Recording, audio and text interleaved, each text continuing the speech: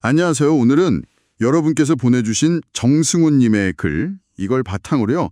기독교 예배 예전의 아주 흥미로운 역사 속으로 한번 같이 들어가 볼까 합니다. 네, 반갑습니다.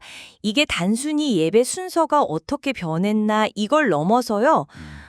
그 시대 신학이랑 신앙이 예배 형태에 어떻게 녹아 있는지 보는 거라 아주 의미가 깊죠. 맞아요.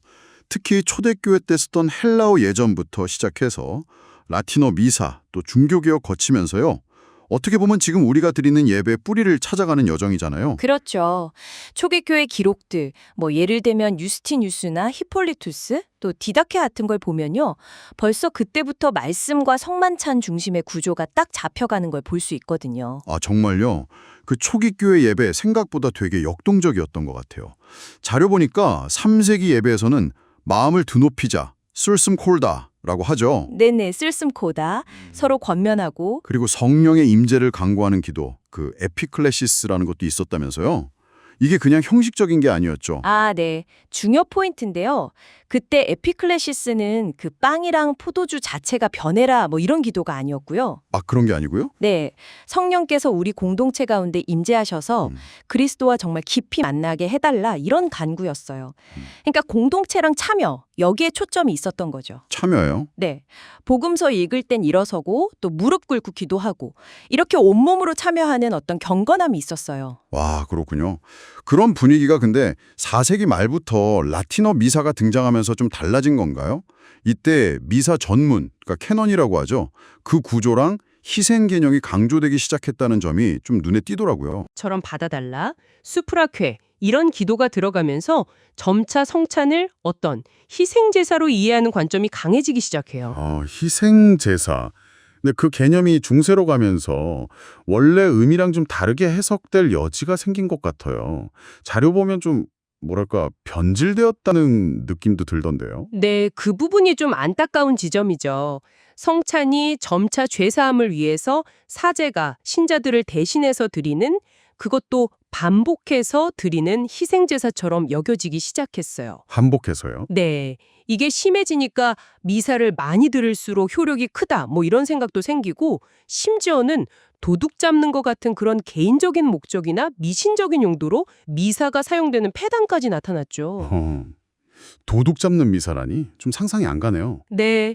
트렌트 공의회에서는 이런 미사를 아예 하나님을 만족시키는 화목제사다 이렇게 규정하기까지 했으니까요. 아, 바로 이 지점에서 종교개혁가들이 이제 문제를 제기한 거군요. 그렇죠. 미사의 그런 미신적인 요소들 그리고 성찬의 본질이 왜곡된 점 이런 걸 강하게 비판한 거죠. 그럼 그 대안으로 뭘 제시했나요? 루터하고 칼뱅 생각이 좀 달랐을 것 같은데요. 네, 루터 같은 경우는 세례와 성찬을 하나님이 우리 죄인을 의롭게 하시는 은총의 수단으로 굉장히 강조했고요. 은총의 수단? 네, 칼뱅도 성찬 중요하게 생각했는데 특히 성령의 역할을 통해서 그리스도와 우리가 연합하게 된다 이렇게 봤어요. 성령의 역할이요? 네, 그러니까 그리스도께서 성찬에 실제적으로 임재하시긴 하지만 빵과 포도주라는 물질 안에 뭐랄까 공간적으로 갇히시는 방식은 아니라는 거죠. 화채설은 부정한 겁니다. 아하. 그러니까 칼뱅에게 성찬은 성령을 통해서 그리스도와 연합하고 믿음이 더 강해지는 그런 신비로운 사건이었군요. 맞습니다. 그래서 그가 만들었던 스트라스부르 예배 모범 1540을 보면 이런 신학이 실제 예배 순서에 잘 반영되어 있어요. 어떤 식으로요? 죄의 고백이 있고 또 용서 선언, 그리고 말씀 봉독과 설교, 마지막으로 성찬 예식으로 이어지는 흐름이 아주 분명하고요.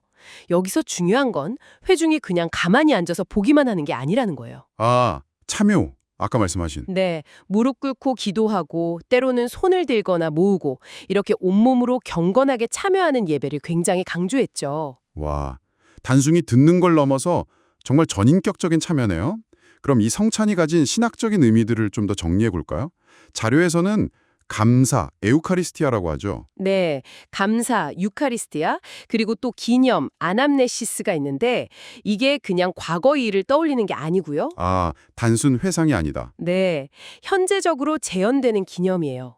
그리고 마지막으로 종말론적인 기대까지 담겨 있죠. 그 아남네시스, 기념이 현재적 재현이라는 게 좀 더 설명이 필요할 것 같아요. 네, 그게 바로 성령의 역할과 연결되는데요. 성령께서 임재하셔서 그리스도의 구원 사역을 지금 여기서 우리가 경험하게 하시고 그 몸과 피에 참여하도록 이끄신다는 거예요.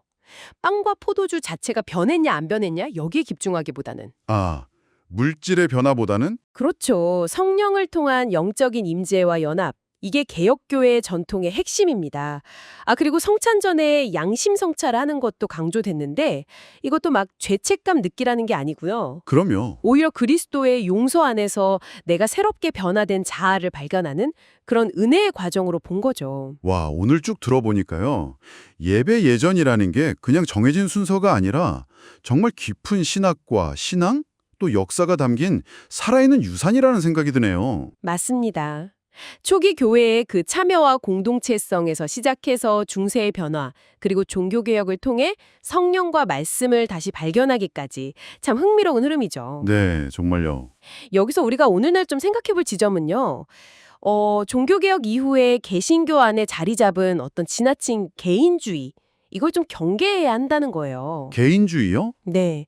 예배는 나 혼자 드리는 독백이나 내 만족을 위한 시간이 아니잖아요. 우리가 함께 하나님 앞에 나아가서 고백하고 응답하는 공동체적인 행위거든요. 아, 우리의 예배. 그렇죠. 그래서 온몸으로 참여하는 예배를 회복하는 것과 더불어서 우리 이웃, 또 사회, 더 나아가 창조세계 전체를 위한 중보기도의 자리가 더 넓어져야 한다고 봅니다. 그렇군요. 개인의 경건을 넘어서 공동체 전체의 삶, 그리고 세상 속에서의 책임으로까지 이어지는 예배. 아, 정말 중요한 말씀이십니다. 네. 자, 오늘 저희가 함께 나눈 이 이야기들이요. 여러분 각자의 신앙 여정 안에서 함께 드리는 예배의 의미를 다시 한번 좀 더 깊이 생각해 보시는 그런 계기가 되었으면 좋겠습니다. 이게 오늘 저희가 여러분께 드리는 마지막 생각거리입니다.